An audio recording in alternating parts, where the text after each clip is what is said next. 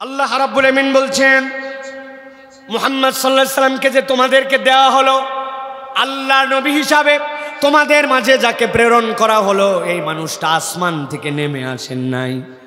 এই মানুষটার চরিত্রের মধ্যে এমন অমূলক কিছু ঢুকায় দেওয়া হয় নাই যেইটা মানুষ হিসাবে দুনিয়ার মানুষের জন্য পালন করা অবাস্তব হবে।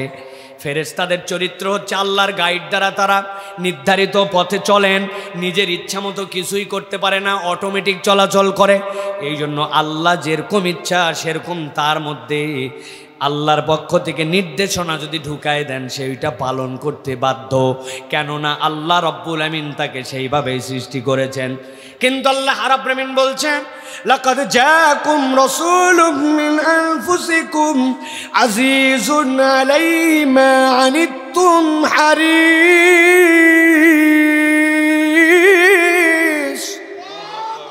আল্লাহ রাব্বুল আমিন বলছেন যিনি মুহাম্মদুর রাসূলুল্লাহ সাল্লাল্লাহু আলাইহি ওয়াসাল্লাম তিনি তোমাদের মধ্য থেকে এসেছেন। আল্লাহ রাব্বুল আমিন যাকে তোমাদের মধ্য থেকে প্রেরণ করলেন, আল্লাহ বললেন ওই মানুষটার কতগুলা গুনাহগুণ আছে, এর মধ্যে একটা হচ্ছে হারিসুন আলাইকুম বিল মুমিনিনা রাউফুর রাহিম। আমার নবী এমন দয়াদ্র, আমার নবী এমন পরিমাণ উম্মতে মুহাম্মদীর যারা মুহাম্মদের মধ্যে থেকে উম্মতের মধ্যে থেকে যারা মুমিন তাদের প্রতি আল্লাহ নবী সাল্লাল্লাহু আলাইহি ওয়াসাল্লামের দিলের মধ্যে আল্লাহ এমন নির্দান করেছেন, এমন ক্ষমতা ঢুকায় দিয়েছেন।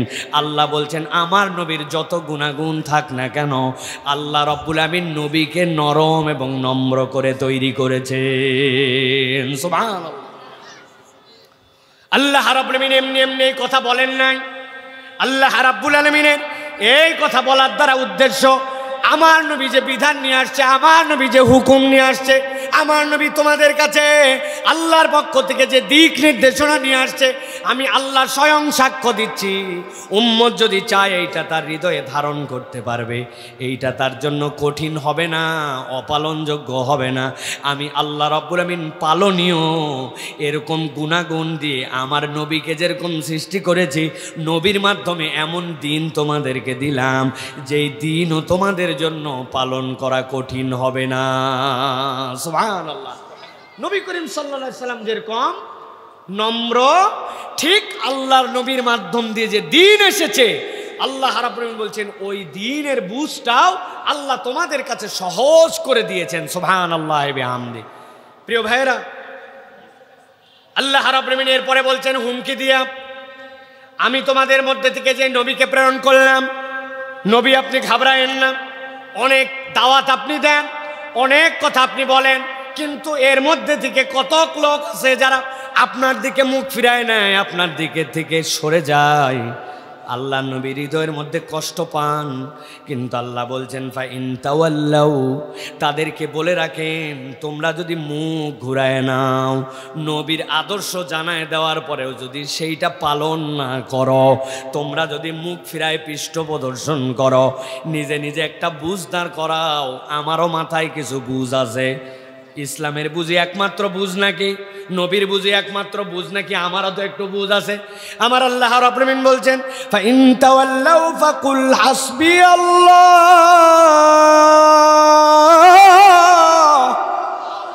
আমার আল্লাহ রাব্বুল আমিন বলছেন নবী আপনি স্পষ্ট ঘোষণা করে দেন তোমরা যদি মুখ ফিরায় নাও আল্লাহ আমার জন্য যথেষ্ট। আল্লাহকে আল্লাহ বলছেন লা ইলাহা ইল্লাল্লাহ, লা ইলাহা ইল্লাহু, তিনি তো সেই রব যিনি ছাড়া কোনো ইলাহ নাই। আল্লাহ বলছেন আপনার দিক থেকে মুখ ফিরালেও সমস্যা নাই, আল্লাহ আপনার জন্য যথেষ্ট হবে। আপনি ঘোষণা দেন আলাইহি তাওয়াক্কালতু ওয়া হুয়া রব্বুল আরশিল আযীম, আমি ওই রবের উপরে ভরসা করি আর তিনি হচ্ছেন আরশে আজিমের মালিক। ভালো করে এই দুই আয়াতে কারিমা একদম ঠান্ডা মাথায় বুঝে নেন। প্রথমটাই আল্লাহ বুঝাচ্ছেন নবী তোমাদের মধ্যে থেকেই, তার যে গুণাগুণ দেওয়া হয়েছে তুমি কখনো বলতে পারবে না আরে উনি নবী ছিলেন, উনার দ্বারা এগুলো সম্ভব ছিল, আমরা সাধারণ মানুষ আমরা কেমনে পারবো। আল্লাহ বলছেন না, আমি নবীকে তোমাদের মধ্য থেকে দিয়ে তোমাদের উপযুক্ত গুণাবলীতে সমৃদ্ধ করেছি।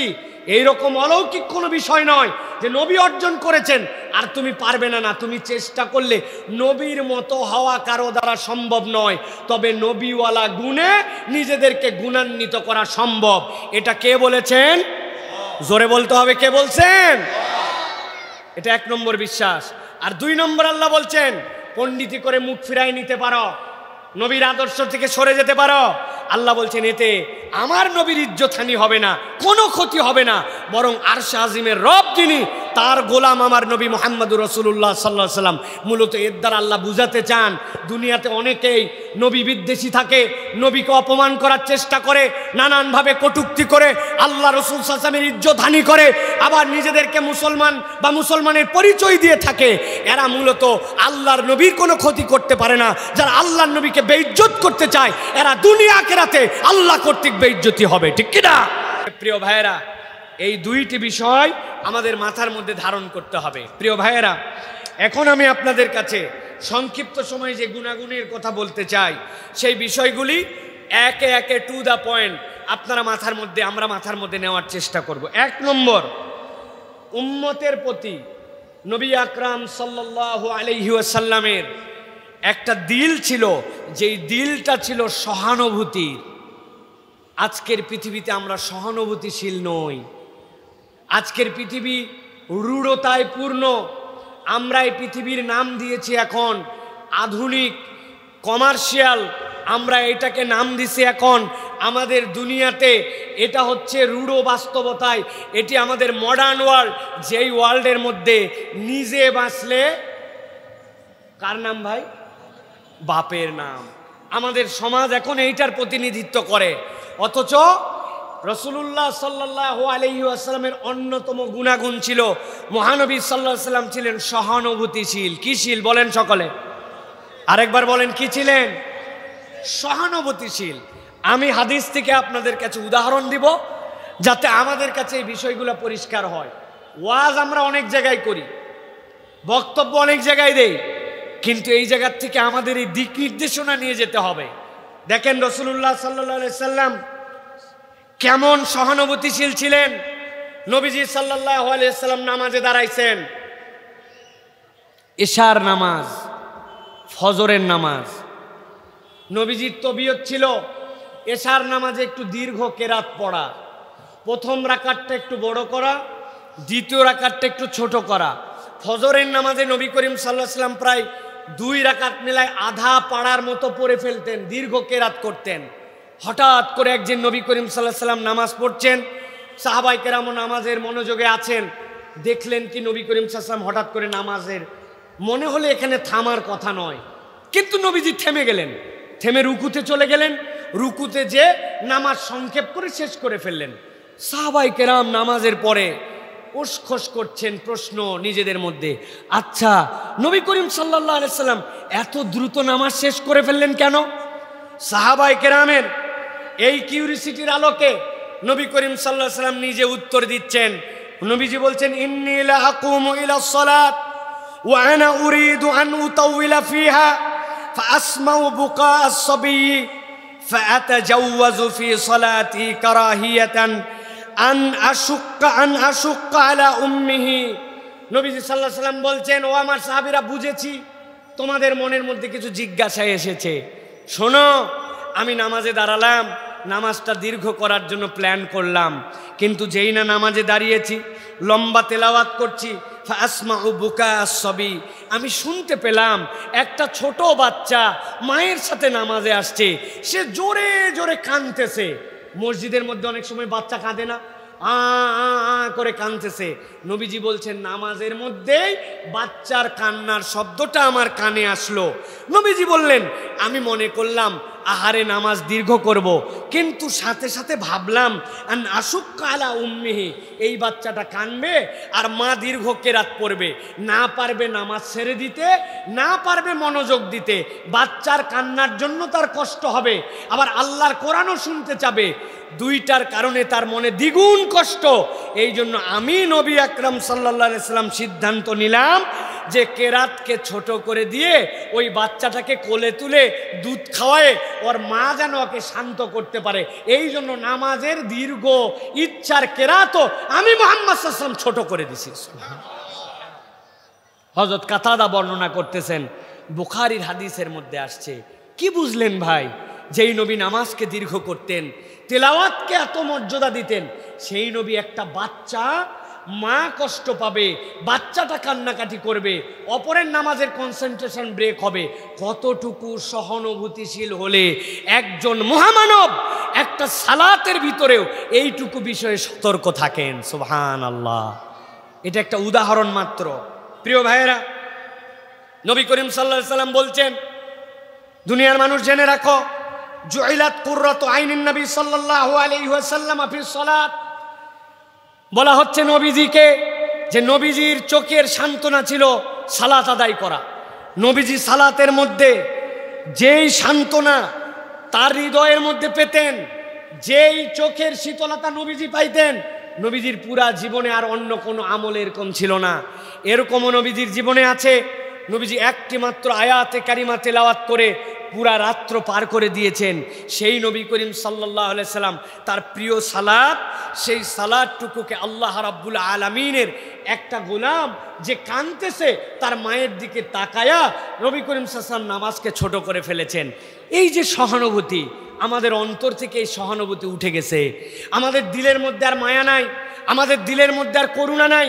আমরা কেমন জানি এখন সকলেই এমন হয়ে গেছি যে আমরা যেন সকলে একটা রোবট, আমাদের মধ্যে আর মনুষ্যত্ব নাই। কথা বলেন ভাই? আহারে, কথা বললে কথা বাড়ে। এই যে বিগত জুলাই মাসে আমাদের দেশে যে নির্যাতন, যে নিপীড়নের স্ট্রিম রোলার পার হলো, বাংলাদেশে বিভিন্ন হাসপাতাল টু হাসপাতাল আমরা আহত রুগীদেরকে দেখতে গেছি। যাওয়ার পরে রুগীর মতোই আছে, চোখগুলাও তাকায়, কিন্তু এক চোখের মধ্যে 6টা, আরেক চোখের মধ্যে 7টা বুলেট ঢুকছে। ঢুকার কারণে ওই ছেলেটার চোখে দেখতে পায় না। জিজ্ঞাসা করেছিল আমার এক ভাই পুলিশের দিকে তাকায়া, পুলিশ ভাই, একটা মানুষকে মারতে কয়টা বুলেট লাগে? একটা বুলেট লাগলেই তো মরে যায়, কিন্তু আপনারা এক একটা মানুষের গায়ের মধ্যে 50, 60, 100, 200টা পর্যন্ত বুলেট নিক্ষেপ করলেন। বলেন তো, মানুষ যদি মানুষ হতো, মানুষের হৃদয় যদি সহানুভূতি থাকতো, ন্যূনতম করুণা থাকতো, আপনি যতই হুকুমের গোলাম হন, আপনি কখনো মানুষের দিকে গুলি করতে পারতেন না। কথা বাস্তব কিনা? কতটুকু রুরাল, কতটুকু ক্রুরাল হয়ে গেছে আমরা, যে আমরা মানুষকে এইভাবে হত্যা করেছি, মানুষকে এরকমভাবে নির্যাতন করেছি। কেবল কি তাই? মানুষ হত্যা করা এটা যেরকম কঠিন আমরা জানি, আপনারা জানেন কিনা, যেই সকল লাস্ট পোস্টমর্টেম করা হয়, জানেন আপনারা? পোস্টমর্টেম যারা করে এরা অধিকাংশই, আমরা যেগুলো সাক্ষাৎকার এখন পর্যন্ত যতটুকু দেখেছি, শুনেছি অথবা অভিজ্ঞতায় আছে, এরা নাকি মদ খায়, অন্যান্য এমন কিছু খায় যেটা খেলে তার ব্রেন স্বাভাবিকভাবে কাজ করে না, এরকম কিছু খেয়ে এই কাজগুলি তারা করে। কিন্তু আমাদের জিজ্ঞাসা, মানুষকে হত্যা করার পরে এদেরকে লেগুনার মধ্যে, ট্রাকের মধ্যে উঠানোর পরে কারা তারা, যারা কি মদ খেয়েছিল না কি খেয়েছিল, যে ওই লাশগুলাকে, মুসলমানের লাশগুলাকে, কতকগুলা মৃত নয় অর্ধমৃত, ওই লাশগুলাকে আগুন দিয়ে পুড়ায় দেওয়ার মতো এই রকম নিচু মানসিকতা রাখে। এরা আসলে মানুষ না অন্য কিছু? এটা আমাদের চিন্তা করার সময় আসছে, ঠিক কিনা? আর কারা এদেরকে অমানুষ বানালো? কোন আদর্শ এদেরকে অমানুষ বানালো?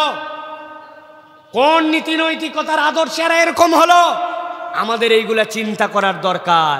সিরার পাঠ কেবল এইটুকুই নয়, যেই জাতি শেষ হয়ে যাচ্ছে, যেই জাতির প্রশাসন তার মানুষকে মানুষ মনে করতেছে না, ওদের কাছে নতুন করে এখন দাবি করতে হবে যে তাদের নৈতিকতার পাঠ ছাড়া এই মানুষকে আর প্রশাসনেও নিয়োগ দেওয়ার আর সুযোগ নাই। পুলিশের পরীক্ষায় অনেক পরীক্ষা হয়, আমরা দাবি করব তুমি যদি মুসলমান হও আর সে যদি মুসলমান কনস্টেবল হয়, এসআই হয় অথবা কোনো পদে নিয়োগ চায়, তাহলে কমসে কম কোরআনের উপর 100 মার্ক, নবী করিম সাল্লাল্লাহু আলাইহি ওয়াসাল্লামের সিরার উপর 200 মার্ক, এবং ওকে 3 মাস রেখে রাসূল সাল্লাল্লাহু আলাইহি ওয়াসাল্লামের সিরার আদর্শ প্র্যাকটিস করায়া তারপরে প্রশাসনে দিতে হবে। নচেত আপনি যত বিদ্যা বুদ্ধি আর দুনিয়ার ইনভেস্টিগেশনের পলিসি শিখান, ওইগুলো একটাও মানুষ হবে না, মানুষ নামের একটা নরপশু তৈরি হবে। আমাদের এইগুলা কথা এখন জোরে সোরে বলার সময় আসছে। চুপচাপ অনেক কথা বলেছেন। স্টেক হোল্ডার হিসাবে, জাতির দায়িত্বশীল হিসাবে পুলিশ সংস্কারের জন্য আপনারাও প্রস্তাব দেন। সত্যিকার অর্থে যদি মুনাফিকি না করে সত্যি কথায় প্রধান উপদেষ্টা বলে থাকেন যে আপনারা আমার কাছে চিঠি লেখেন, আমরাও দেখতে চাই যিনি সত্যি চিঠির উত্তর দেন কিনা। আপনারা দায়িত্বশীলেরা, ওনার বাড়ি যমুনাতে এখন অবস্থান করেন, প্রধান উপদেষ্টার কার্যালয় আছে, আপনারা আপনাদের প্রস্তাবনা নির্ধারিত লিখে সুবিবেচনা করে উনার ঠিকানায় চিঠি লেখেন। চিঠির একটা ডকুমেন্টেশন কপি রাখেন যে আপনি চিঠি পাঠাতে বলেছিলেন, আমাদের প্রস্তাবনা ছিল প্রশাসনের নিয়োগের ক্ষেত্রে, পুলিশের নিয়োগের ক্ষেত্রে, আর্মির নিয়োগের ক্ষেত্রে, যারা জনগণের সেবা দিবে তাদের নিয়োগের ক্ষেত্রে নবীর আদর্শ পড়ায়া, ইসলামী তাহজিব তামাদ্দুন শিখায়া, কোরআন সুন্নাহর আদর্শ জানায়া নিয়োগ দেওয়া হোক। আমরা চিঠি লিখছি, আপনারা এটাকে আমলে নিছেন কিনা আমরা জানতে চাই। রাজি আছেন আপনারা? প্রিয় ভাইয়েরা, এটা 1 নম্বর বিষয়। অতএব আমি বলবো যে আমাদের মধ্যেও আমরা আমাদের হৃদয়টাকে কোমল করার চেষ্টা করি, নম্রতার গুণে নিজেদেরকে গুণান্বিত করার চেষ্টা করি। প্রিয় তরুণ সমাজ, প্রিয় যুবক ভাইয়েরা, আপনারা মনে কষ্ট নিয়েন না।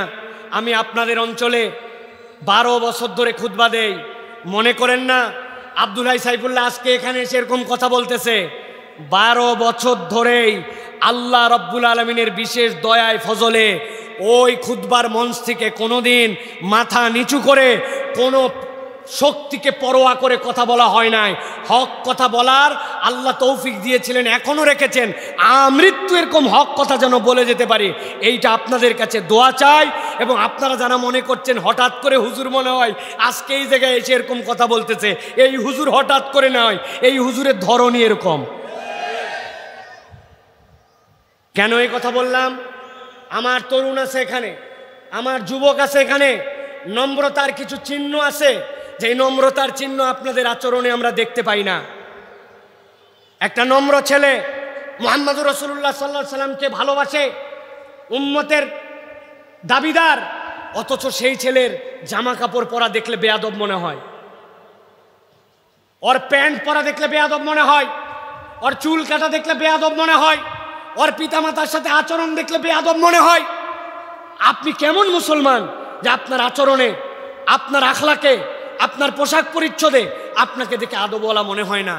প্রিয় আমার এলাকার ভাইয়েরা, আপনাদেরকে বলবো, আসেন না, অনেক কালচার তো ফলো করলেন, অনেক আদর্শের জীবন তো যাপন করলেন, এমন একটা আদর্শ নেন যে আদর্শটা দুনিয়াতেও আপনাকে সুখ দিবে, পরকালেও আপনাকে সুখ দিবে। সেই আদর্শ তো মুহাম্মদ সাল্লাল্লাহু আলাইহি সাল্লামের চরিত্রের মধ্যে আছে। আপনি আর কত এলোমেলো ঘুরবেন, কত উল্টাপাল্টা আপনি চলাফেরা করবেন? আজকের থেকে শপথ নেন যে আপনি মুহাম্মদ সাল্লাল্লাহু আলাইহি সাল্লামের আদর্শে আদর্শিত হবেন। রাজি আছেন ইনশাআল্লাহ? হাত তুলে আল্লাহকে দেখাতে হবে। রাজি আছেন? রাজি আছেন? আল্লাহ কবুল করুন। প্রিয় ভাইয়েরা, সংক্ষিপ্ত সময়, গুরুত্বপূর্ণ বিষয়, ভালো করে খেয়াল করেন। নবী করিম সাল্লাল্লাহু আলাইহি সাল্লামের প্রথম আদর্শের কথা বলেছে নম্রতা, দ্বিতীয় ছিল নবী করিম সাল্লাল্লাহু আলাইহি সাল্লামের অন্তরের মধ্যে কোমলতা। পৃথিবীতে যত পয়গম্বর আসছেন, পয়গম্বরদের 4টা ডিউটি ছিল। আল্লাহ রাব্বুল আলামিন কোরআনুল কারীমে তাদের কথা বলেছেন, ইউযাক্কিহিম ওয়া ইউআল্লিমুহুমুল কিতাব ওয়াল হিকমা। আল্লাহ বলছেন এর অন্যতম দায়িত্ব ছিল তাজকিয়ায়ে নফস করা, অন্তরের পরিবর্তন করা। আমরা সকলেই চাই আমার অন্তর পরিবর্তন হোক, কিন্তু আমার অন্তর পরিবর্তন হয় না। আমি তিলাওয়াত করি, অন্তরে আসর আসে না। আমি জিকির করি, অন্তরের মধ্যে প্রভাব আসে না। এর অন্যতম একটা কারণ সালাফরা বলছেন যে আপনার অন্তর যদি কোমল প্রাণ না হয়, মন যদি আপনার সফট না হয়, এই জায়গাতে এই নূর আল্লাহর পক্ষ থেকে হাসিল হয় না। নবী করিম সাল্লাল্লাহু আলাইহি সাল্লামের জীবন থেকে শোনেন, নবী করিম সাল্লাল্লাহু আলাইহি ওয়াসাল্লাম কেমন কমল প্রাণ ছিলেন। হাদিসের মধ্যে আসছে, একদল বলছেন আতাইনা ইলান নবী সাল্লাল্লাহু আলাইহি ওয়াসাল্লাম ওয়া নাহনু শাবাবাতুন মুতাকারিবুন। একদল যুবক বলছে আমাদের বয়স তখন 18-19 বছর, আমরা নবীজি সাল্লাল্লাহু আলাইহি ওয়াসাল্লামের কাছে আসলাম, বন্ধু বান্ধবরা মিলে সবাই আসলাম।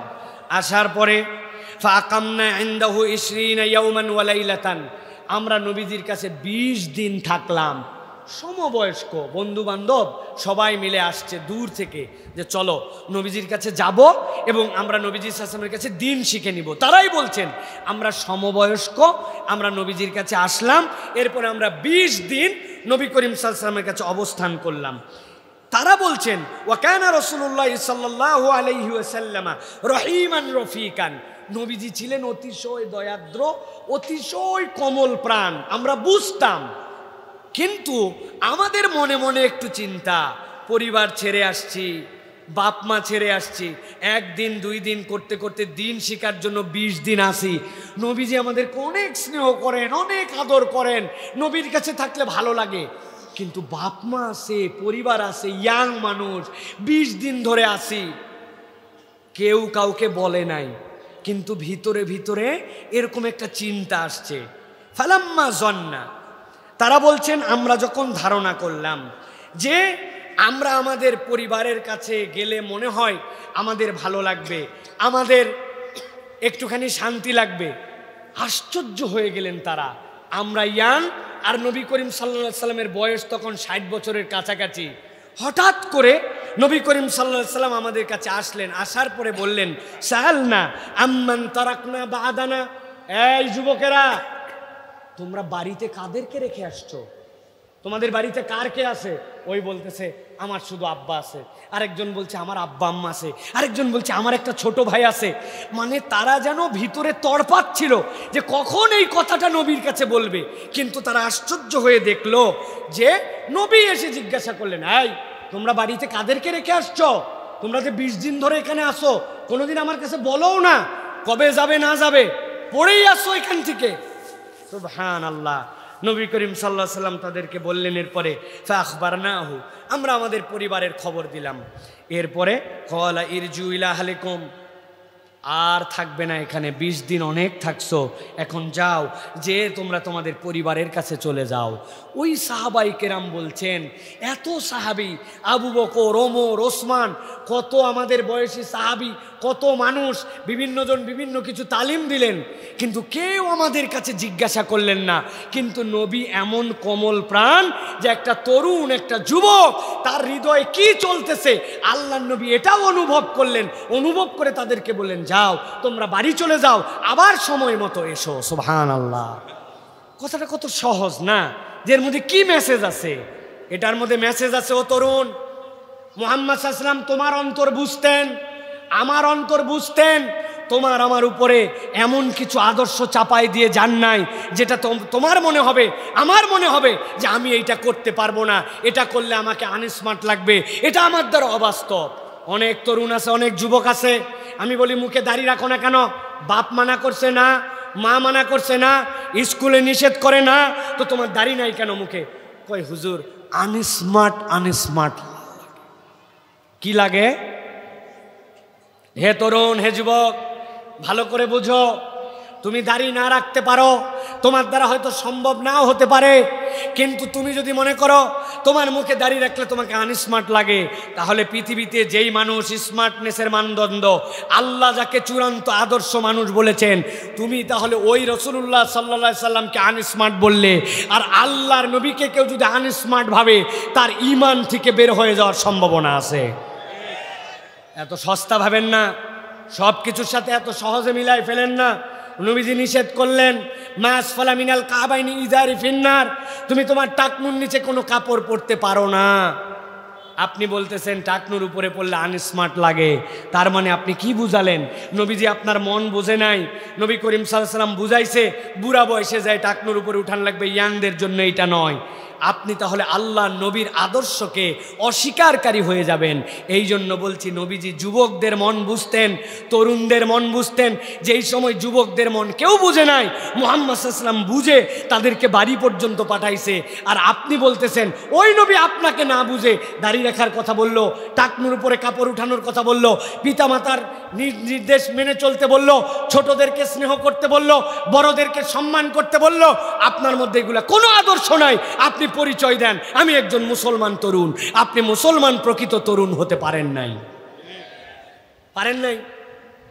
আপনার মা ফোন করছে, আপনি ওই যে কোনার চাপের দোকান আছে, চাপের দোকানে বন্ধুদের সাথে আড্ডা দিয়ে একটা বিড়ি ধরাইছেন। মা বলছে বাহিরে থাকিস না, বাড়িতে চলে আয় বাবা, পরিবেশ ভালো না। আপনি মারে ঝাড়ি দিয়ে বলছেন কখন বাড়িতে আসা লাগবে আমার জানা আছে, বেশি কথা বললে আজকে বাড়িতে ফিরবো না। আপনার বাপ মা টেনশানে পড়ে বলছে বাবা যখন মন চায় আসিস, তাও বাড়িতে আসিস। এরকম বেয়াদব ছেলে পেলে আমাদের এই পল্লবীতে নাই। কি বলেন রে ভাই? বলছে 200 টাকা দাও, চুল কাটতে যাব। চুলের আশপাশে সেলুন আছে কিনা দেখতে পাচ্ছি না, থাকার কথা। সেলুনের সামনের যে ছাট আর কাঠ, কোনটা থাপ্পড় কাঠ, কোনটা হচ্ছে মুরগি কাঠ, কোনটা হাঁস কাঠ, কোনটা হচ্ছে কুত্তার লেজ, কাদার মধ্যে ভিজে যাওয়ার পরে যখন ওই গু লাগার পরে শুকায়া যায়, যেরকম লম্বা সাইজ হয় ওইটা ছাট, খ্যাকশিয়াল ছাট, সজারু ছাট আছে ভাই। 200 টাকাতে চুল কেটে বাড়িতে ফিরছে। এরপরে মা বলছে বাবা এটা চুল কাটা হলো। বলছে বেশি কথা বলো না, তুমি কি স্মার্টনেসের বোঝো, বেশি কথা বললে বাড়িতেই থাকবো না। আমাদের এলাকায় এরকম বেয়াদব ছেলে পেলে আছে ভাই। আহা, তরুণ আর যুবক মুহাম্মদ সাল্লাল্লাহু আলাইহি সাল্লামের উম্মত হিসেবে দাবি করতেছি, অথচ রাসূল সাল্লাল্লাহু আলাইহি সাল্লামের আদর্শ আপনার আমার মধ্যে নাই। আমি আজকের থেকে বলবো প্রিয় তরুণ এবং প্রিয় যুবক, আসেন না, অনেক দিকেই দৌড়ালেন, অনেক দিকেই দাবড়ালেন, মন কি চায় না যে আমার নবীর আদর্শে আমি একজন ভালো তরুণ হই, আমি একজন কোমল প্রাণ, আমার পিতামাতার চোখ শীতল হয়ে যাবে এরকম আদর্শ একটা সন্তান হই। এই আদর্শিক সন্তান হওয়ার জন্য যেই অন্তর দরকার, ওই অন্তরটা হবে আপনার আমার জন্য কোমল প্রাণ। অন্তর যদি আপনার রূঢ় হয়, অন্তর যদি আপনার, আমরা যদি বলি আমাদের এলাকার ভাষায়, অন্তর যদি আমাদের খিটখিটে হয়, ওই অন্তরের মধ্যে আদর্শ ঢোকে না। প্রিয় ভাইয়েরা, 3 নম্বরে এবার বলবো, প্রিয় ভাইয়েরা, নবী করিম সাল্লাল্লাহু আলাইহি সাল্লাম কেবল ভদ্রদের সাথেই যে চলাফেরা করছেন এরকম না, অভদ্রদের সাথেও কিভাবে নবী করিম সাল্লাল্লাহু আলাইহি সাল্লাম ভদ্র আচরণ করতেন, এটা আমাদের প্র্যাকটিস করতে হবে। সব মানুষ আপনার আমার মনের মতো হবে না, হবে ভাই? দুনিয়ার সব মানুষ আমার মনের মতো হবে? সবাই এসে আমাকে আদর দেখাবে, সবাই ভদ্রভাবে কথা বলবে? এটা বাস্তবসম্মত কথা নয়। বরং কিছু মানুষজন অভদ্র আচরণ করবে। নবীজির সাথে কেমন অভদ্র আচরণ করা হয়েছিল আমরা ছোট্ট 2টা উদাহরণ দিব, ভালো করে খেয়াল করেন। সরাসরি হাদিস থেকে বলছি, বুখারীর হাদিসের মধ্যে আসছে, সাহাবী বলছেন কুনতু আমশি মা'আন নবী সাল্লাল্লাহু আলাইহি ওয়াসাল্লাম বুরদুন নাজরানিয়ুন গালিজাল হাশিয়া।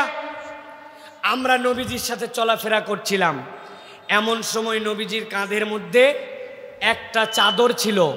চাদরটা ছিল খদ্দরের কাপড়ের। কি কাপড়? আমাদের দেশে মোটা কাপড় থাকে না, চাদরের মোটা কাপড়। নবী করিম সাল্লাল্লাহু আলাইহি ওয়াসাল্লাম চাদরটা গায়ের মধ্যে দিয়ে এই কাঁধের উপর দিয়ে তোলা ছিল। সাহাবী বলছেন আমরা নবীজির সাথে যাচ্ছি, হঠাৎ করে ফাদরাকাহু আরাবী, এক লোক গ্রাম্য বেদুইন নবীজিকে সেরকম করে ধরে ফেললো। আমরা দেখে অবাক হলাম, সালাম নাই, কালাম নাই, আদব নাই, কিচ্ছু নাই। নবী করিম সাল্লাল্লাহু আলাইহি ওয়াসাল্লামের কাছে এসে ধরে ফেললো। ধরলো তো ধরলো, সাহাবায়ে কেরাম বলছেন এরপরে ফাহাযাবাহু হাজবাতান শাদীদাতান হাত্তা নাযারতু ইলা সাফহাতি আয়াতিকিন নবী সাল্লাল্লাহু আলাইহি ওয়াসাল্লাম। সে নবীজির চাদরের গোড়াটা এরকম করে ধরলো, ধরার পরে এইরকম করে একটা টান দিয়ে দিছে, এমনভাবে টান দিছে আমরা দেখলাম নবীজির কাঁধের এই মাথা থেকে এই মাথা পর্যন্ত ওই চাদরের কোনা দিয়ে ছিলে চামড়া উঠে নবীজি পেছন দিক থেকে ঘুরে ওর দিকে ফিরে গেছে।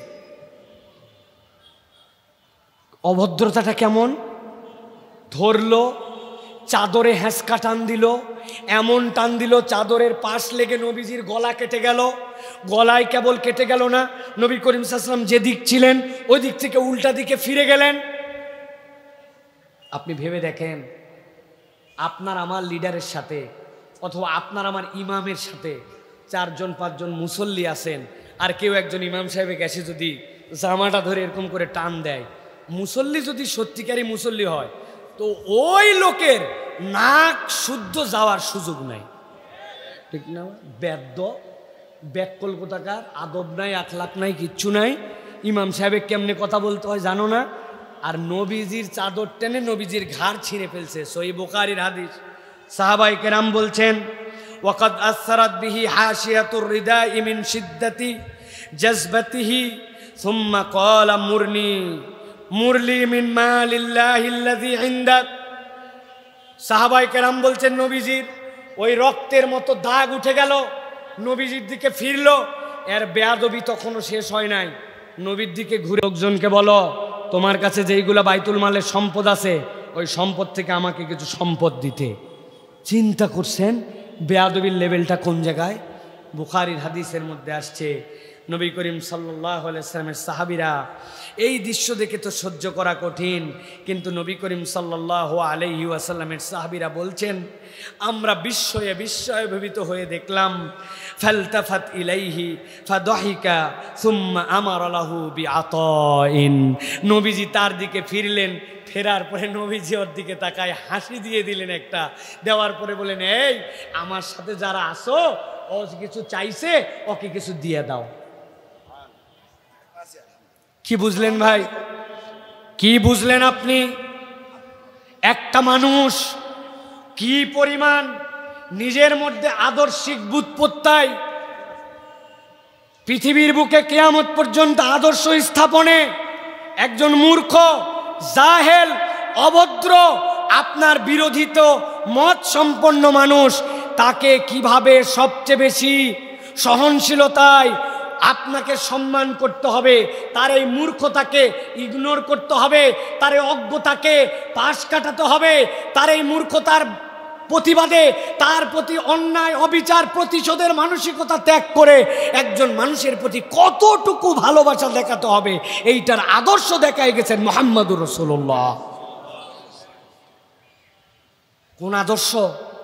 আপনার একটু বিরোধিতা করলে, আপনার কথার পিঠে একটু কথা বলে ফেললে, আপনার কথার একটু উত্তর দিয়ে ফেললে, আপনার আদর্শ থেকে একটু ভিন্ন কথা বললে, আপনার ফোরামে একটু ভিন্ন মত দিলে আমাদের কারো সহ্য হয় না।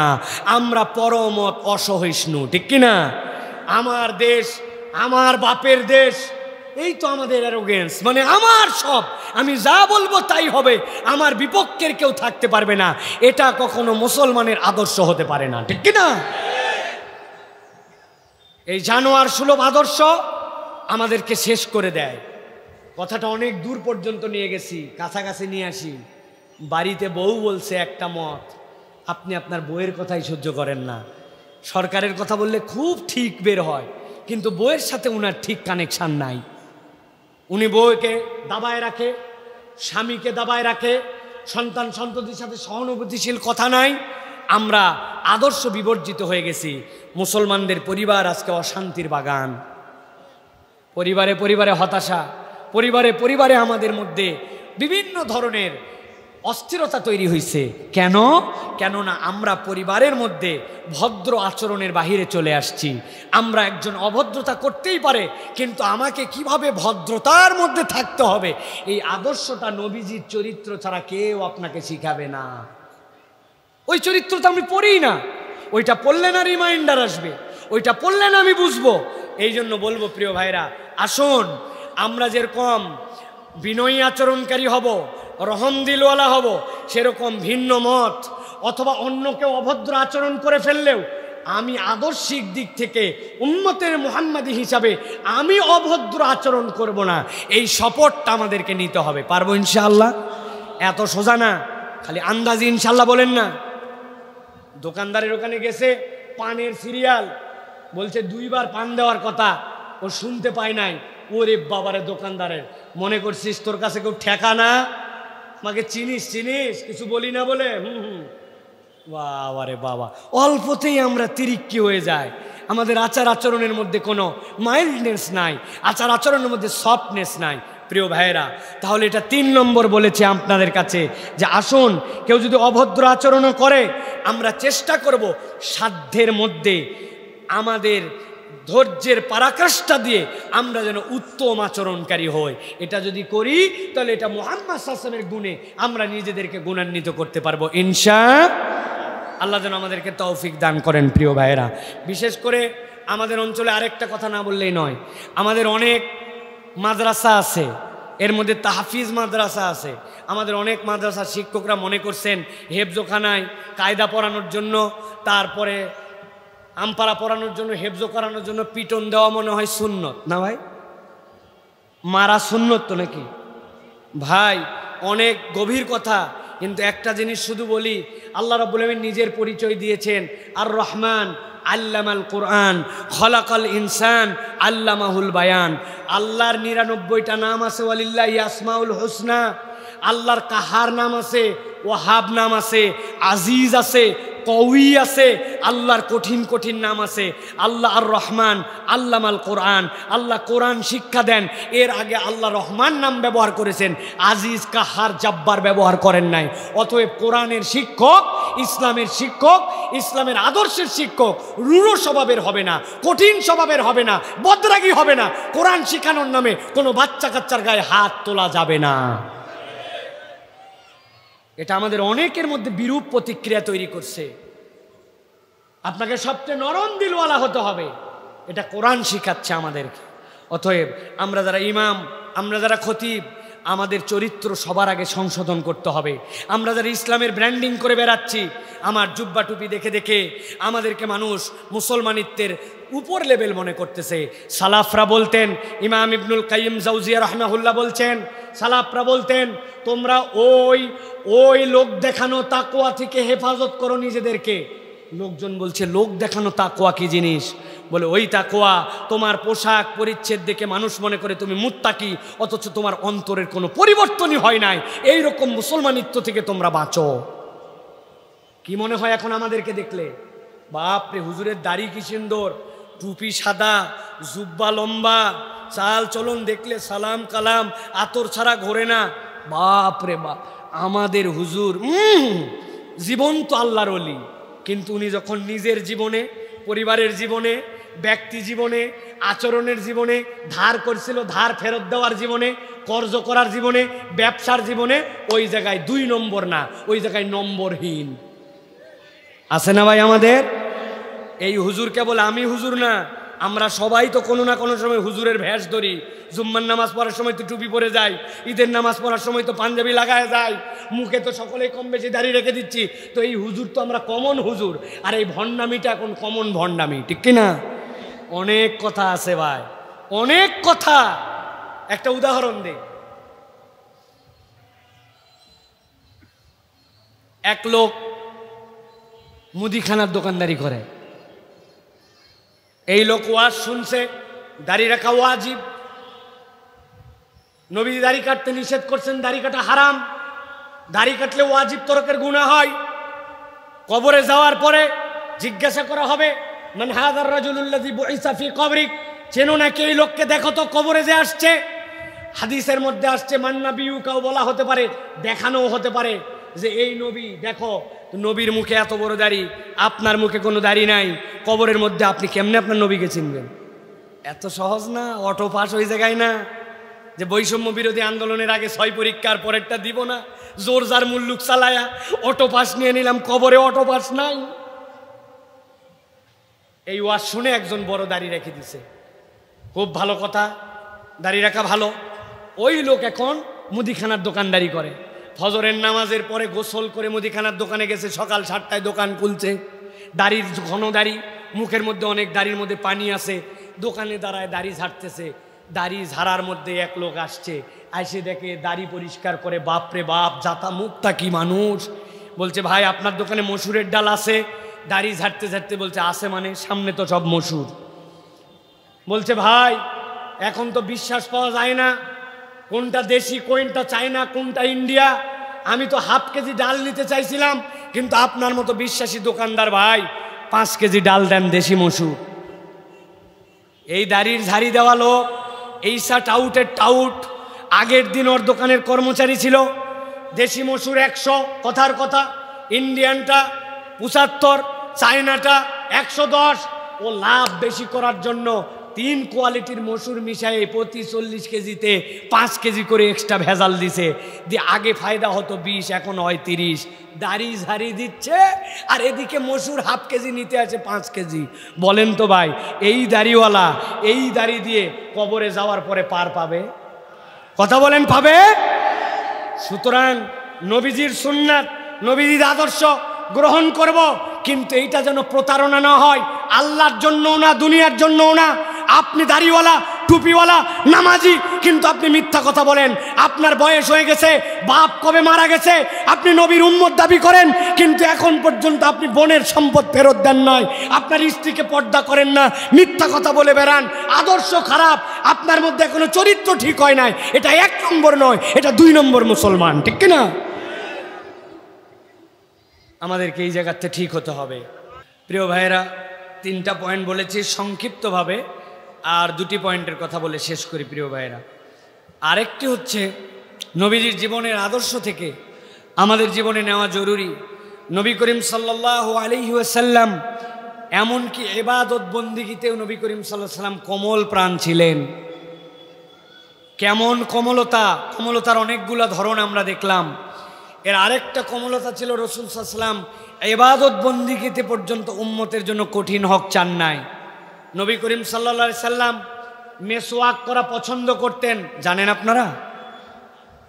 নবীজি যখন শেষ নিঃশ্বাস ত্যাগ করবেন, এমন সময়ও আয়েশা সিদ্দিকা রাদিয়াল্লাহু তাআলা আনহার কোলে শুয়েছিলেন। চিবানোর ক্ষমতা ছিল না মেসওয়াকটুকু, ওই সময় আয়েশা সিদ্দিকা রাদিয়াল্লাহু তাআলা চিবিয়ে দিয়েছেন, আর তারপরেও নবীজি মেসওয়াক ছাড়েন নাই। কিন্তু নবী করিম সাল্লাল্লাহু আলাইহি সাল্লাম এই মেসওয়াক, এই তাহাজ্জুদের ব্যাপারেও ভয় পেয়েছেন যে আমি যদি এটা রেগুলার করি, একদম কন্টিনিউ, তাহলে আমার উম্মতের জন্য যদি এটা ফরজ হয়ে যায়। এই জন্য নবীজি মাঝে মাঝে বাদ দিয়েছেন, ছেড়ে দিয়েছেন। কত কোমল! আমি শুধু আপনাদের কাছে এই কোমলতাটা বুঝাচ্ছি যে কোমল না হলে হৃদয়ের মধ্যে ইসলামকে ধারণ করা যায় না। এত হার্ড মানুষ যেন আমরা না হই চারিত্রিকভাবে। হযরতে মুআয ইবনে জাবাল বলছেন, দুনিয়ার মানুষ শুনে রাখো, বাসানি রাসূলুল্লাহ সাল্লাল্লাহু আলাইহি ওয়াসাল্লাম ইলাল ইয়ামান, নবীজি আমাকে ইয়েমেনের গভর্নর করে পাঠাচ্ছেন। মুআয ইবনে জাবাল ইয়েমেনের গভর্নর হিসেবে রওনা হচ্ছেন, চলেই যাবেন। এমন সময় হযরত মুআযকে নবীজি ডাক দিলেন। ডাক দেওয়ার পরে তার পাশে ডাকলেন, ডাকার পরে বললেন, হে মুআয, তোমার প্রতি আমার একটা নির্দেশনা আছে। কি নির্দেশনা? ফাকালা ইয়া মুআয ইযা কানা ফিশ শিতাই ফাগাল্লিস বিল ফাজর ওয়া আতিলিল কিরাআহ। হে মুআয, যখন শীতকাল আসবে আমি তোমার জন্য দায়িত্ব দিলাম, শীতকাল আসলে তুমি ফজরের কেরাতটা দীর্ঘ করো, ফজরের কেরাতটা দীর্ঘ করো। কেননা রাত তখন অনেক বড়, মানুষ যতদূর পর্যন্ত ধৈর্য ধরতে পারে তেলাওয়াত করো। মানুষ ঘুমায় যায়, লম্বা একটা রাত্রে কষ্ট হয় না। আর মুআয জেনে রাখো, ওয়া ইযা কানা আস-সাইফু ফাসফির বিল ফাজর, তুমি জেনে রাখো যখন গরমের দিন মানুষ শুতে শুতে এদিকে রাত, ওইদিকে 4টার দিকে ফজর হয়ে ওয়াক্তের কাছাকাছি সময় চলে আসে, মানুষ তো ঘুমায়, কুল করতে পারে না। তুমি কেরাতকে ছোট করো, মানুষের যতটুক পর্যন্ত কষ্ট হয় এইটুক পর্যন্ত। কেননা তুমি যদি কেরাত ছোট করো তাহলে নামাজের ওয়াক্তটা শেষ ওয়াক্তে যেয়ে পড়তে পারবে, মানুষ যেন একটু পর্যাপ্ত ঘুমায় আসতে পারে। সুবহানাল্লাহ বলে। নবীজি এই দিকেও মনোযোগ দিছেন, রাতটা দীর্ঘ, তুমি তেলাওয়াত দীর্ঘ করো, সমস্যা নাই, মানুষ তো পুরো ফ্রেশ হয়ে আসছে। আর এই সময় দীর্ঘ না করে নামাজটা ফজরের দিকে ঠেলে পড়ো, যাতে এদিকে একটু ঘুমায় নিতে পারে। নবীজির কমল প্রাণ, ইবাদতের মধ্যেও রাসূলুল্লাহ সাল্লাল্লাহু আলাইহি ওয়াসাল্লাম সহজ করে দিতে চেয়েছেন। এটা বলার উদ্দেশ্য কি? অমুক বিধান আমার জন্য কঠিন, তুমুকটা আমি পারি না।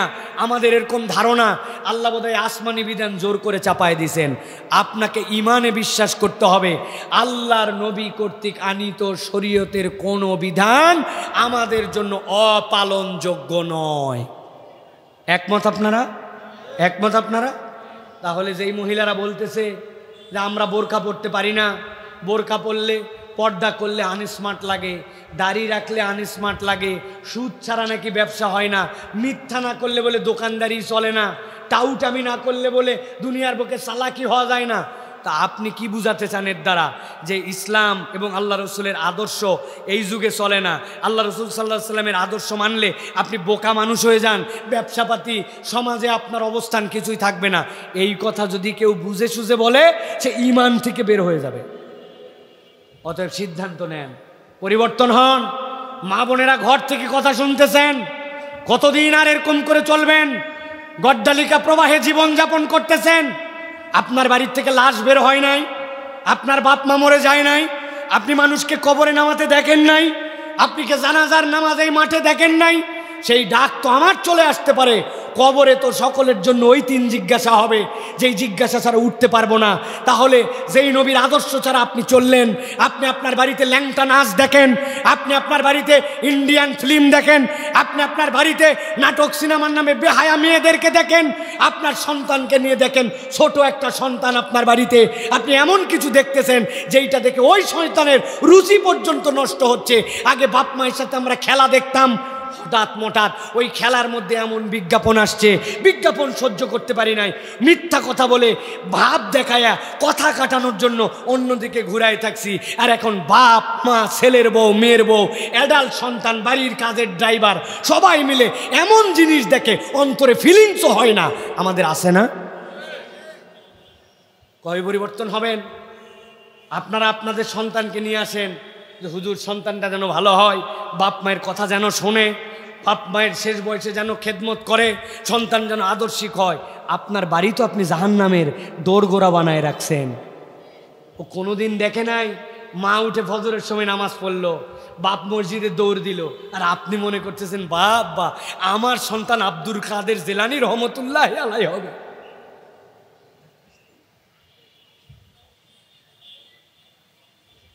বহুদিন আগের কথা, রাগ করেন না, নবীর আদর্শের জন্য বলতেছি। আমার বাড়ির পাশে বাচ্চাকে মারতেছে সকাল 8টার সময়। আমার বাড়িওয়ালি বলছে ভাবি মারেন না। কেন মারতেছে না? তো জালনা টু জালনা। বলছে মারবো না মানে? এমন এক জায়গায় প্রাইভেট দিছি যেই প্রাইভেটে টিচার নেয় না, মাসে মাত্র 8 দিন পড়ায় ভাবি, 3500 টাকা দেওয়া লাগে। তো হইছে কি? কয় ঘুমানোর কারণে 8টা বাজে, বদমাইশ এখনো উঠে নাই, ঘুমের জন্য যায় না প্রাইভেটে। কয়দিন সহ্য করব ভাবি? সপ্তাহে 2 দিন পড়তে যায় না। প্রিয় ভাই, প্রিয় বোন, কথাটা দিল দিয়ে শোনেন। মা বোনেরা আসছেন, দিল দিয়ে শোনেন।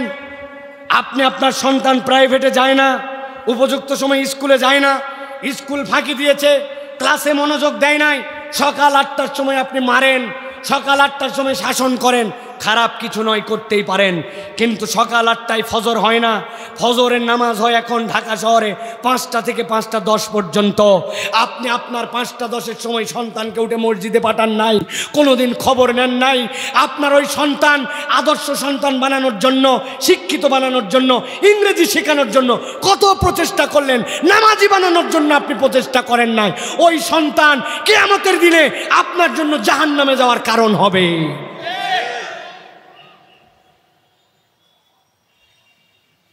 আপনি আপনার স্বামীকে ঠেলে উঠায় দেন নাই, ফজরের নামাজের গুরুত্ব নাই, জামাতের গুরুত্ব নাই।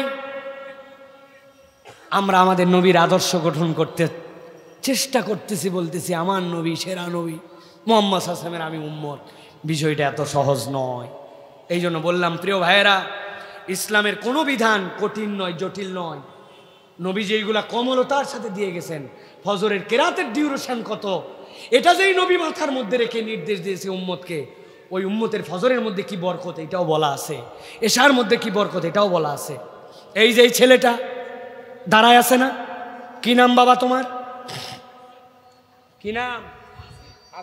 না, হ্যাঁ নাসিফ, আসিফ, দাঁড়াও দাঁড়াও দাঁড়াও, তাসিন মুসলমান ঘরের ছেলে না? ওর বয়স কত? 16 বছর বয়স। ওর বাপ মা আছে না? ওর বাপ মার জানা উচিত ছিল আমার সন্তান, এত সুন্দর নাম রাখলাম মুসলমানের ঘরের সন্তান। একজন মুসলমানের ফরজ বিধান হচ্ছে নাভির উপর থেকে হাঁটুর নিচ পর্যন্ত আমাকে কাপড় পরে থাকতে হবে, এটা সতর। ইয়াং ছেলে হাফ প্যান্ট পরে সিরাত মাহফিলে আসছে, তাও তো আসছে, ওর ইমানের দাবিতে আসছে, ওর বাপ মা পাঠায় নাই। খবর নিয়ে দেখেন। অথচ ও মুসলমানের ঘরের সন্তান, ওর ফরজ বিধানও জানে না। এই দায় কে নিবে? বলেন, এই দায় কে নিবে? এই দায় কার? একটা উদাহরণ, অজু জানে না, ফরজ জানে না, কিচ্ছু জানে না। বাপ মা গল্প করে বেড়ায়, আমার ছেলে ফটফট করে ইংরেজি বলতে পারে, কেমিস্ট্রিতে হেভি, বলেন না। আর ওরে বাবারে বাবা, ওকে সাধারণ ঘন ধরে ঠেকানো যায় না। বাপ মায়ের গর্বে বুক এত বড়, কিন্তু ইসলাম জানে না, নামাজের ফরজ জানে না। ও জানে যে হাঁটুর সারা সময়টুকু ফরজ তরক করলে ওর কবিরা গুনাহ ওর আমল নামায় হচ্ছে। দোষ কার? এই দায় সমাজেরও আছে, এই দায় আমাদেরও আছে। আছে কি না? চোখে কলমে দেখলেন আপনারা প্রিয় ভাইয়েরা।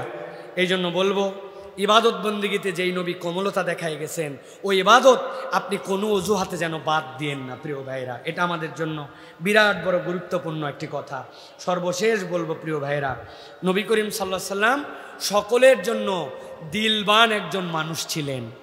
হৃদয়টা তার সকলের জন্য ছিল। আমরা যেন কেবলমাত্র আমি আমি না হয়ে যায়। ইসলামে আমি আমি বলে কোন কনসেপ্ট নাই। ইসলামে পার্সোনাল লাইফ একদম ছোট, আর বাহিরের লাইফটা অনেক বড়। কুনতুম খয়রা উম্মাতিন উখরিজাত লিন্নাস, এটা পার্সোনাল লাইফ নয়, এটা অপরের কল্যাণের লাইফ। অতএব নবীজি অপরের জন্য চিন্তা করতেন। নবী করিম সাল্লাল্লাহু আলাইহি ওয়াসাল্লাম অপরকে নিয়ে ভাবতেন। সংক্ষিপ্ত একটা কথা বলে শেষ করে দিব, একটা হাদিস কেবলমাত্র, হযরত জাবের রাদিয়াল্লাহু তাআলা থেকে বর্ণিত, দীর্ঘ রিওয়ায়াত, এত লম্বা হাদিস। জাবের ইবনে আব্দুল্লাহ রাদিয়াল্লাহু তাআলা আনহু নবীজির সাথে একটা যুদ্ধে যাচ্ছেন। হঠাৎ করে নবী করিম সাল্লাল্লাহু আলাইহি ওয়াসাল্লাম শুনলেন কে যেন গালি দিচ্ছে, আমার মায়ের নাক ধুলিমলিন হোক, আমার মায়ের নাক ধ্বংস হোক। আরবের এটা কমন গাল ছিল, নিজে কোনো কিছুতে ব্যর্থ হলে তার মাকে গালি দিত। নবীজি বললেন, কে গালি দেয়? মাকে কে গালি দেয়? সাহাবী তো ভয় পেয়ে গেছেন, ইয়া রাসূলুল্লাহ, আমি জাবের ইবনে আব্দুল্লাহ, তুমি তোমার মাকে গালি দিলে? বলি, ইয়া রাসূলুল্লাহ, গালি না দিয়ে উপায় আছে? আপনার সাথে যুদ্ধে যাচ্ছি, এই উটের পিঠে উঠছি, তাকায় দেখেন উটটা খালি বসে পড়ে, সব কাফেলা আগে চলে যায়, আর আমি কেমনে যাব? এই জন্য আমি মনের দুঃখে গালি দিছি, আসলে মাকে নয়, আমার ভাগ্যকে গালি দিছি। নবীজি সাল্লাল্লাহু আলাইহি ওয়াসাল্লাম বললেন, তাই উট থেকে নামো যাবি, নামায় দিলেন। এরপর নবী করিম সাল্লাল্লাহু আলাইহি ওয়াসাল্লাম উটের যেই চড়ানোর যে লাঠি থাকে, ছড়ি দিয়ে উটের কাছে আসলেন। আসার পরে নবী করিম সাল্লাল্লাহু আলাইহি ওয়াসাল্লাম বললেন, উট চড়ানোর ছড়িটা আমাকে দাও। বগলের মধ্যে রাখলেন। সামনে এসে উটের পা দুটা ধরে সামনের পায়ের যে এই হাঁটুগুলা ধরে জোরে করে দুইটা চাপ দিয়েছেন। দেওয়ার পরে বললেন, জাবির উপরে উঠে বসো। বসার পরে নবীজি ছড়ি দিয়ে একটা টোকা দিয়েছেন, লাফ দিয়ে উঠে গেছে উট। উঠার পরে এই চলা শুরু করছে, কাফেলার আর কোনো উট মানে না। কিন্তু জাবির তো খুশি, সাথে সাথে উনি চিন্তা করছে আজকে নবীজির সাথে সাথে চলবো। উট টেনে ধরে নবীজির সাথে সাথে যাচ্ছে। হযরত জাবির বলতেছেন, আমার মনের দুঃখে আমি আমার মাকে গালি দিয়েছিলাম, উটটা আমার দুর্বল, নবীজির হাতের এই মুজিজায় আল্লাহ এটাকে সবল বানায় দিয়েছেন, সবই জানি। কিন্তু উম্মত কি জানে ওই রাত্রে আল্লাহ নবী সাল্লাল্লাহু আলাইহি ওয়াসাল্লাম আমার এবং আমার মায়ের মাগফিরাতের জন্য 25 বার আল্লাহর কাছে দোয়া করছেন। আমার সাহাবীর দিলের মধ্যে ব্যথা লাগছে, কতটুকু কোমল প্রাণ। যেতে যেতে জিজ্ঞাসা করছেন, ও জাবির, তুমি কি বিয়ে শাদী করছো? বলে, হ্যাঁ ইয়া রাসূলুল্লাহ, বিয়ে করছি। কাকে বিয়ে করছো? বলে, ইয়া রাসূলুল্লাহ, একটা তালাক প্রাপ্তা মেয়েকে বিয়ে করছি। নবীজি বললেন, তোমার বয়স 20-21 বছর, তুমি তালাক প্রাপ্ত একটা মেয়েকে বিয়ে করলে ব্যাপার? বলছি, ইয়া রাসূলুল্লাহ, 8 বোন 1 ভাই, 8 বোন 1 ভাই, তো আমার 8টা বোনই আমার ছোট, ওরা না কিচ্ছু জানে মেয়েলি মাসালা। তো আমি যদি বিয়ে করে নতুন একটা কুমারী মেয়েকে আনি, কিচ্ছুই জানবে না। এই জন্য জেনে বুঝে আমি এরকম একটা অভিজ্ঞ মেয়েকে বিয়ে করছি। নবীজি বলেন আহসানতা, আমার জাবির তো অনেক ভালো কাজ করছে, মাশাআল্লাহ, আল্লাহ তোমাকে বারাকা দেখ। জাবির, তোমার আব্বা মৃত? হ্যাঁ। যাওয়ার সময় ঋণ আছে? হ্যাঁ। ঋণগুলা শোধ করতে পারছো? না। শোনো, এই যুদ্ধ শেষ করে ফিরবে, ফেরার পরে আমার কাছে আসবে, আসার পরে তোমার যে উট, এই উটটা আমার কাছে বিক্রি করে দিবা, বিক্রি করে দিয়ে তোমার আব্বার ঋণ মিটায় দিবে। যুদ্ধ শেষ, সবাই সব ভুলে গেছে। নবীজির সাহাবী ফেরত আসছেন, আসার পরে হজরত জাবির রাদিয়াল্লাহু তাআলা উটটা নিয়ে গেছেন। হজরত বেলাল রাদিয়াল্লাহু তাআলা তখন বাইতুল মালের দায়িত্বে। আল্লাহর নবী এই উট কিনে নিতে বলছে। হ্যাঁ হ্যাঁ, তুমি জাবির আসো। খালি উট কিনে নিতেই নয়, আল্লাহ নবী সাল্লাল্লাহু আলাইহি ওয়াসাল্লাম উট কিনে নিতে বলছে, টাকা দিতে বলছে, আবার আমাকে বলে দিছে ফেরার সময় ওই উটটা আবার যেন জাবিরকে নবীর পক্ষ থেকে হাদিয়াও দিয়ে দেওয়া হয়। ফেরত চলে যাচ্ছেন জাবির, নবীজি বসেছিলেন, ডাক দিয়েছেন জাবির, উট তো ফেরত পাইলে, টাকা তো পাইলে, যা হইল এতে কি তোমার পিতার ঋণ শোধ হবে? বলে না ইয়া রাসূলুল্লাহ। তাহলে শোনো, যখন তোমার খেজুরের গাছ কাটবে আমাকে ডাক দিবে, খবরদার আগেই কাটবে না, আমি নবী যে প্রথম বাধা কাটবো। জাবির খবর দিলেন। হজরতে জাবির রাদিয়াল্লাহু তাআলা বাগানে নবীজি আসলেন, প্রথমটুকু আল্লাহ নবী কেটে দিলেন, দেওয়ার পরে বললেন কোনো মাপ করবা না, সব জড়ো করো, যত পাওনাদারকে সিরিয়াল দাও, সিরিয়াল দিয়ে সব পাওনাদারকে নবীজি বুঝাই দিতে শুরু করলেন। সব পাওনাদারকে বললেন আর কেউ জাবিরের পিতার ঋণের কেউ হকদার আছে? না ইয়া রাসূলুল্লাহ। আল্লাহ নবীর সাহাবী জাবির বলতেছেন আল্লাহ নবীর এমন বরকত, সকল পাওনাদারকে সব দেওয়ার পরে আমার খেজুর ততটুকুই ছিল যতটুকু প্রত্যেক বছর কেটে থাকি। নবীজি বললেন জাবির নিয়ে যাও খেজুর, তবে শোনো ওজন করে খবরদার খাবা না, বের করবা আর খেতে থাকবা। জাবির বলেন এক বছর খাওয়ার পরেও দেখি হাত নিচে যায় না, মুখ যেখানে হাত দেয় ওইখানেই হাত থাকে। কি বুঝলেন ভাই? অনেক দিক আছে হাদিসের, যে নবী করিম সাল্লাল্লাহু আলাইহি ওয়াসাল্লাম একটা মানুষের জন্য কেবল মাকে গালি দিছে, তার মনকে খুশি করে দেওয়ার জন্য, তাকে দিনের উপরে টিকায় রাখার জন্য, তার চিত্তরঞ্জনের জন্য, তার প্রবলেম সলভ করার জন্য, তার ঋণ সলভ করার জন্য, তাকে নিজের হৃদয়ের সাথে লাগায় রাখার জন্য, তার বাপ চলে গেছে তার অভিভাবকত্বর জন্য আল্লাহ নবী কত বড় দায়িত্ব নিয়েছিলেন। আমি মনে করছি খালি আমার পরিবার, আমার বাচ্চা, ওই আসিফের দায়িত্বটা কে, ওর বাপ মা আছে ওরটা দেখবে, এই ছেলেটার দায়িত্ব কে নিবে, আর ওর বাপ মা আছে ফ্যামিলি না। কুনতুম খয়রা উম্মা উখরিজাত লিন-নাস, এই সমাজকে সুন্দর করার জন্য নবীর আদর্শ অনুযায়ী আমাদের প্রত্যেকের জন্য দায়িত্ব আছে। আল্লাহ আমাদেরকে নবী করিম সাল্লাল্লাহু আলাইহি ওয়াসাল্লামের আদর্শগুলো গ্রহণ করার তৌফিক দান করেন। 5টা পয়েন্টে বলেছি, সবগুলো একই জায়গায় শেষ হয়েছে। কি?